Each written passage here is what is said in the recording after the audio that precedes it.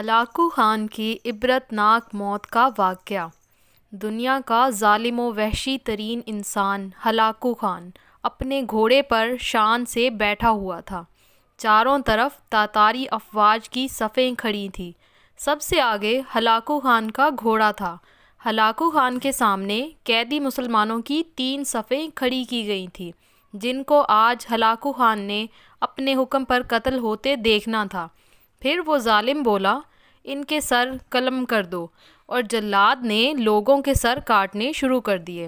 پہلی صف میں ایک کی گردن گئی، دوسرے کی گردن گئی، تیسرے چوتھے کی۔ پہلی صف میں ایک بے قصور بوڑھا، جو غریب قیدی جو کہ اپنے گھر کا واحد کفیل بھی تھا، کھڑا تھا۔ وہ موت کے ڈر کی وجہ سے دوسری صف میں چلا گیا۔ پہلی صف کا مکمل صفایا ہو گیا۔ ہلاکو خان کی نظروں نے اس بوڑھے کو دیکھ لیا تھا کہ وہ موت کے خوف سے اپنی پہلی صف چھوڑ کر دوسری صف میں چلا گیا تھا۔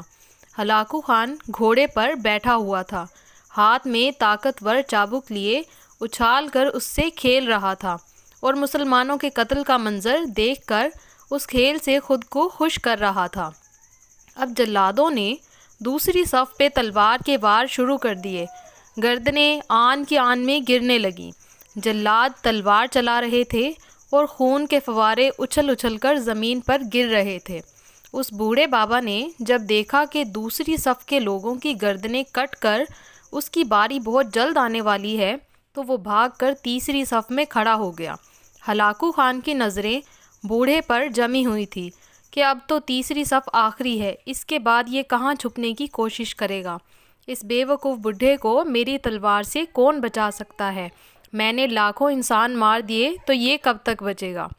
تیسری صف پہ جلادوں کی تلوار بجلی بن کر گر رہی تھی۔ ہلاکو خان کی نظریں مسلسل اس بوڑھے پر تھی کہ کیسے وہ بے چین ہو کر موت کی وجہ سے بے قرار ہے۔ تیسری صف کے انسانوں کی گردنیں گر رہی تھی۔ جلاد بجلی کی سی تیزی سے اس بوڑھے بابا کو پہنچا تو ہلاکو خان کی آواز گونجی، رک جاؤ، اس کو ابھی کچھ نہ کہو۔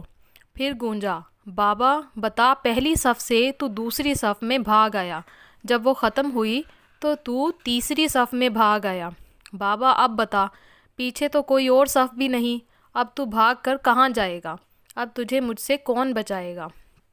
اس بوڑھے نے آسمان کی طرف دیکھا اور کہا، میں نے پہلی صف کو اس لیے چھوڑا کہ شاید میں دوسری میں بچ جاؤں، لیکن موت وہاں بھی پہنچی۔ پھر میں دوسری صف کو چھوڑ دیا کہ شاید تیسری میں بچ جاؤں۔ ہلاکو نے چابک کو ہاتھ میں اچھالتے ہوئے کہا، بابا کیسی خام خیالی ہے، یہ کیسی بہکی باتیں کر رہے ہو؟ بھلا تمہیں میری تلوار سے بھی کوئی بچا سکتا ہے؟ اتنا سننا تھا کہ بوڑھے مسلمان نے زمین و آسمان کی ہر چیز کے مالک اس واحد لا شریک رب پر بے انتہا یقین کے ساتھ کہا، وہ اوپر والی ذات اگر چاہے تو کچھ بھی ہو سکتا ہے، اور اگر وہ چاہے تو مجھے تجھ سے بچا بھی سکتا ہے۔ کیسے بچا سکتا ہے؟ ہلاکو خان نے اتنے تکبر میں آ کر کہا کہ اس کے ہاتھ سے چابک گر پڑا۔ ہلاکو خان چابک دست، ہوشیار، جنگجو اور چالاک انسان تھا۔ ہلاکو خان نے گھوڑے کے اوپر بیٹھے بیٹھے گرے ہوئے چابک کو اٹھانے کے لیے خود کو جھکایا کہ زمین پر گرنے سے پہلے وہ اسے ہوا میں ہی پکڑ لے۔ اسی کوشش میں ہلاکو خان کا ایک پاؤں رکاب سے نکلا اور وہ اپنے گھوڑے سے نیچے آ پڑا، جبکہ دوسرا پاؤں رکاب میں ہی پھنس کر رہ گیا۔ ہلاکو خان کا گھوڑا اتنا ڈر گیا کہ بھاگ نکلا۔ ہلاکو نے خود کو بچانے کی بڑی کوشش کی، لشکر بھی حرکت میں آ گیا، لیکن گھوڑا اتنا طاقتور تھا کہ کسی کے قابو میں نہ آیا۔ وہ ہلاکو کو پتھروں میں گھسیٹ گھسیٹ کر بھاگتا رہا، یہاں تک کہ ہلاکو کا سر پتھروں سے پٹک پٹک کر اس قدر لہو لہان ہو گیا کہ اس کی روح چند ہی منٹوں میں اپنے اس تکبر بھرے وجود کو چھوڑ کر جہنم رسید ہو گئی۔ لشکر نے جب بے انتہا کوششوں کے بعد ہلاکو خان کے طاقتور گھوڑے کو قابو کیا تو اس وقت تک اس کا سر برے طریقے سے کچلا جا چکا تھا۔ ہلاکو کا لشکر اس بوڑھے بزرگ سے اتنا خوف زدہ ہو گیا کہ لشکر نے اسے جان بوجھ کر نظر انداز کر دیا، اور وہ بابا بڑے آرام و سکون سے پیدل ہی اپنے گھر کی طرف چل پڑا۔ مظلوم کی آہ سے ڈریے، کیونکہ جب وہ اللہ سے رجوع کرتا ہے تو قبولیت بہت دور سے اس کا استقبال کرنے آتی ہے۔ یہ تحریر تمام اہل ایمان خصوصاً قانون و انصاف کے رکھوالوں کے لیے ہے۔